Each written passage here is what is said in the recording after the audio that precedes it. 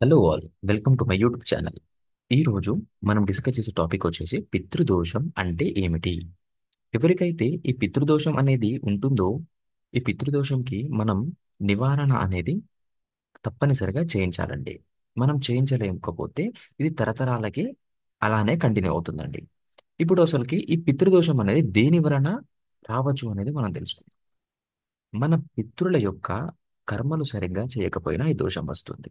మన పితృల యొక్క కోరికలు నెరవేరకుండా ఒకవేళ మరణించారో అలా కూడా మనకి ఈ దోషం అనేది వస్తుంది. వాళ్ళ ఆత్మ శాంతి జరగకుండా కూడా ఈ దోషం వస్తుంది.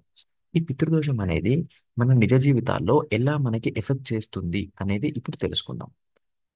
పితృల యొక్క ఆత్మ అనేది మన కుటుంబ సభ్యులకి ఒత్తిడిని తీసుకొస్తుందండి. ఎందుకంటే వాళ్ళ కోరికలు అనేవి నెరవేర్చుకోవడానికి మనకి ఈ కష్టం అనేది వాళ్ళు ఒక నెగిటివ్ ఎనర్జీ ద్వారా ఇస్తారండి. వాళ్ళు వాళ్ళ జీవనంలో ఒకవేళ బాధ ఆర్ పీడ అనుభవించి ఉండి అలాగే వాళ్ళు మరణించారనుకోండి, వాళ్ళ యొక్క ఎనర్జీ అనేది తర్వాత తర్వాత జనరేషన్కి పాస్ అవుతుందండి. అందరికీ ఒక డౌట్ ఉంటుందండి, మన పితృలు మనకి ఎందుకు హామీ చేస్తారు? వాళ్ళు కావాలి అని ఇంటెన్షనల్గా ఎవరికి హాని చేయరండి. మనకి ఇది అర్థం కావాలంటే మనము రెండు రకాల మనుషుల గురించి తెలుసుకోవాలి. మొదటిది మెటీరియలిస్టిక్, ఇంకొకటి స్పిరిచువల్. ఇప్పుడు మొదటి ఒక వ్యక్తిని మెటీరియలిస్టిక్ అని అంటాము అంటే ఈ వ్యక్తి జీవనశైలి ఎలా ఉంటుందంటే తనకి ఒక కోరికల ప్రపంచం, తనకి డ్రీమ్స్ అండ్ వరల్డ్లో ఉన్న ప్రతి ఒక్క దాని మీద ఆశ అనేది ఉంటుంది.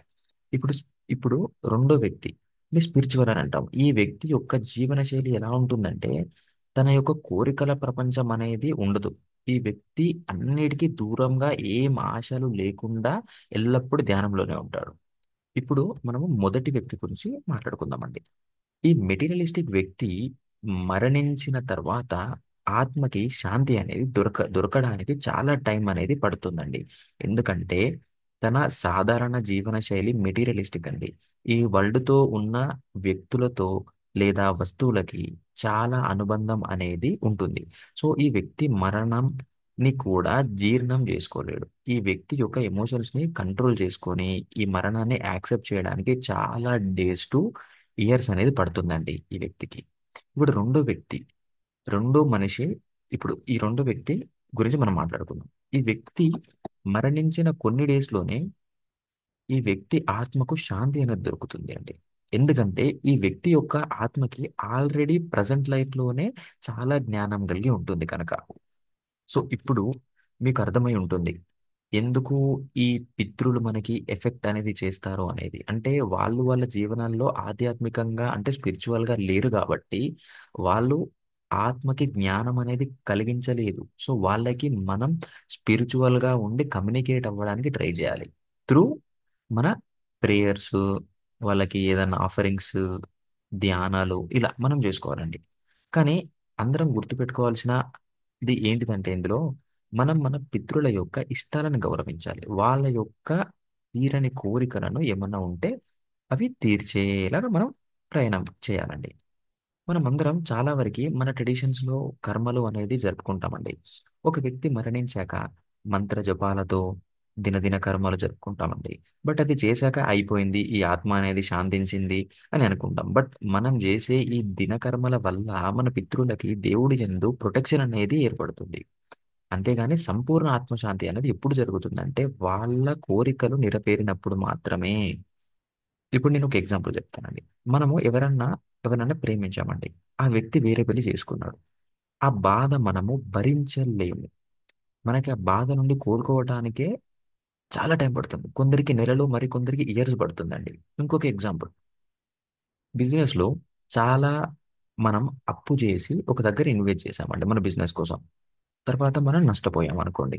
ఈ బాధని మనం కోలుకోవడానికి ఎన్నో ఏళ్ళు పడుతుంది. మళ్ళీ మనం ఆ లోన్ని క్లియర్ చేసి మళ్ళీ కొంచెం అభివృద్ధిలోకి వస్తే గానీ మనకి ఆ బాధ అనేది అంత ఈజీగా తీరదు. సో ఈ చిన్న చిన్న దానికే మనకి ఇయర్స్ పడుతుందండి. ఒక ఆత్మకి 10 నుంచి 15 రోజులలో మనం దినకర్మలు చేసుకుంటే ఆత్మ ఎలా శాంతించుద్దండి? శాంతించదు. అది కూడా టైం తీసుకుంటుంది. ఆ ఆత్మకి కూడా జ్ఞానం కలగాలి. దానికి మనం కూడా సపోర్ట్ అనేది చేయాలి. మీ అందరికీ ఇప్పుడు ఈ పితృదోషం అనేది ఎందుకు వస్తుంది, ఎలా ఉంటుంది అనేదాన్ని మీకు నాకు తెలిసి మీకు కొంచెం ఇప్పుడు అర్థమైందండి అని నేను అనుకుంటున్నాను. ఇప్పుడు మీకు ఆస్ట్రాలజీ రాకపోయినా మీకు నేను చెప్పే కొన్ని సమస్యలు ఒకవేళ ఉన్నాయి అనిపిస్తే మీకు ఈ దోషం అనేది ఉంటుందండి. పిల్లలు రిపీటెడ్గా అనారోగ్యానికి గురవుతారండి.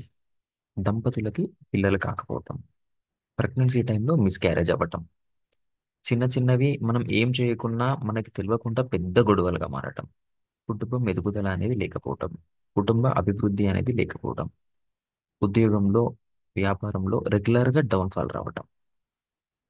మనకి ఇది అవ్వడానికి కారణం మన జాతకంలో చెడు గ్రహాల యొక్క కలయిక, అది పితృదోషం లెక్క మారి నెగిటివ్ ఇన్‌ఫ్లూయెన్స్ అనేది చేస్తుందండి.